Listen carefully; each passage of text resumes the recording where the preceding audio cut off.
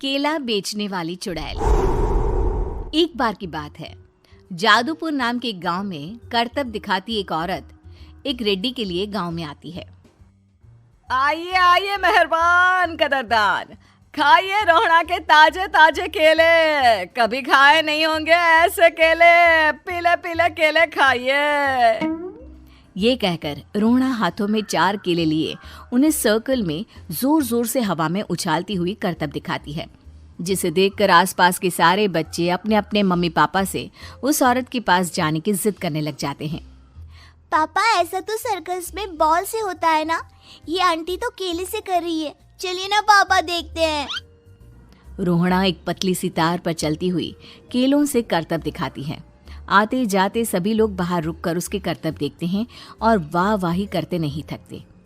जैसे ही एक आदमी पास आकर उसे पैसे देने लग जाता है, तब वो कहती है, अरे नहीं नहीं साहब, मैं करतब तो बच्चों के मन को बहलाने के लिए करती हूँ। धंधा तो मेरा केले का है। पीछे देखो मेरी रिड्डी, जो भी मेरे केले खाएगा मेरी तरह चुस्त दुरुस्त और तंदुरुस्त हो जाएगा। पता चलता है क्या कि मेरी उम्र 55 की है। अरे पर ऐसे ठंड के मौसम में कोई केला क्यों खाएगा?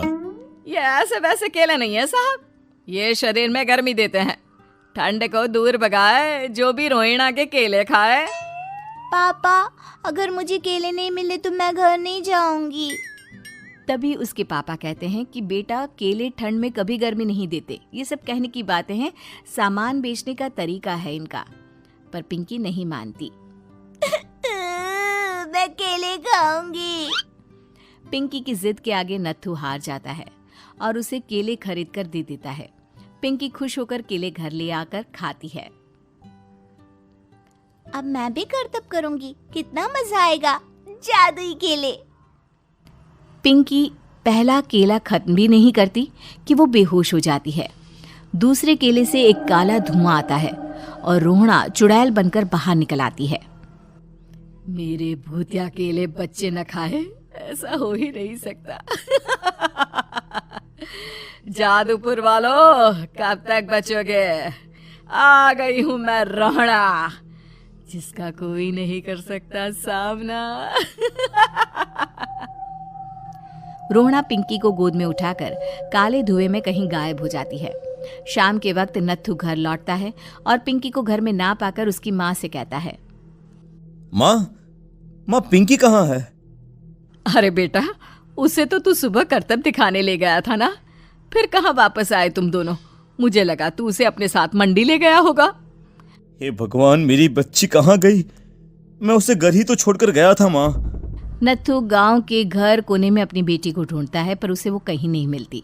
परेशान होकर आखिर रो रो कर नत्थू हिम्मत हार कर घर लौट आता है। अगली सुबह रोहड़ा फिर से करतब दिखाने आती है और इस बार पिंकी की तरह रोनी केले खरीद लेता है। 50 रुपए दिए थे पापा ने, सारे पैसों की मैंने केले खरीद लिए हैं। अब मैं भी आंटी की तरह ही करतबबाज बन जाऊंगा। यही सोचते हुए रोनी केले खाता है और पहला अकेला केला आधा खत्म भी नहीं करता कि चुड़ैल उसके सामने आ जाती है। मेरे साथ चलने का समय आ गया है रोनी। ये तो बस शुरुआत है। अब इस गांव के सारे बच्चे धीरे धीरे मेरे कब्जे में होंगे, एक बच्चा भी नहीं बचेगा। ये कहकर रोना रोनी को गोद में लेकर काले धुएं में अदृश्य हो जाती है। इसके बाद हर रोज गांव में से कोई ना कोई बच्चा गायब होता, पर ऐसा क्यों हो रहा है किसी को भी समझ में नहीं आ पा रहा था। रोज की तरह अपनी बेटी पिंकी की तलाश में नत्थू गांव के एक तालाब के पास बैठा रो रहा था। कहाँ गई मेरी पिंकी? शकुंतला के जाने के बाद एक वही तो मेरा सहारा थी। अरे उसकी आत्मा कोस रही होगी मुझे कि मैं अपनी बच्ची को संभाल भी नहीं पाया। नत्थू ये कहता हुआ रो ही रहा था कि तभी तालाब में से उसे शकुंतला की आवाज सुनाई देती है। कहाँ थी तुम शकुंतला? हमारी बच्ची और सारे गायब हुए बच्चे रोहड़ा के कब्जे में हैं।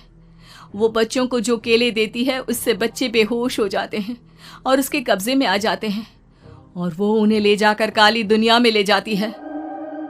पर वो ऐसा क्यों कर रही है? ये मैं नहीं जानती, पर उस दुनिया का रास्ता मैं आपको बता सकती हूँ। जहां ये नदी खत्म होती है वहां एक केले का पेड़ है, उसके नीचे एक दरवाजा है, वहीं से रास्ता जाता है उस दुनिया का। ये कहकर शकुंतला की आत्मा गायब हो जाती है। गांव के सभी लोग झुंड बनाकर उसी रास्ते से काली दुनिया में चले जाते हैं और वहां देखते हैं कि सारे बच्चे वहां काम कर रहे थे। पापा मुझे ले चलो यहाँ से। पापा पापा। सभी बच्चे अपने मम्मी पापा से लिपट जाते हैं। तो तुम लोग यहाँ तक आ गए? क्यों हमारे बच्चों को पकड़ लिया तूने? तुझे शिकार ही बनाना है तो ले, हम सब आ गए हैं, हमें खा ले। नहीं, मुझे बच्चे चाहिए। मेरे बच्चे के बदले तुम लोगों के बच्चे। क्या मतलब? मैं इसी गांव में रहने वाली एक औरत थी। केले की चोरी के इल्जाम में मेरे बेटे को गांव वालों ने इतना मारा कि वो मर गया। उसी दिन मैंने ठान लिया कि गांव वालों का भी वही हाल करूंगी। कुछ दिन बाद बेटे के चले जाने के दुख में मैं भी मर गई और मेरी भटकती आत्मा एक चुड़ैल बन गई। और फिर मैंने बदला लिया तुम सबके बच्चे छीनकर। बर्दाश्त नहीं कर पाए ना? सोचो मुझ पर क्या बीती होगी। हमें माफ कर दो रोना। पता नहीं ये किसकी गलती थी, पर हम सभी माफी मांगते हैं। हमारी खुशियां लौटा दो, तुम भी तो एक माँ हो। गांव वालों की बात सुनकर रोना का मन पिघल जाता है और वो बच्चों को छोड़ देती है। उसके बाद काली दुनिया बच्चों के लिए जादुई दुनिया बन जाती है। अब कोई भी कभी भी वहां आ जा सकता था।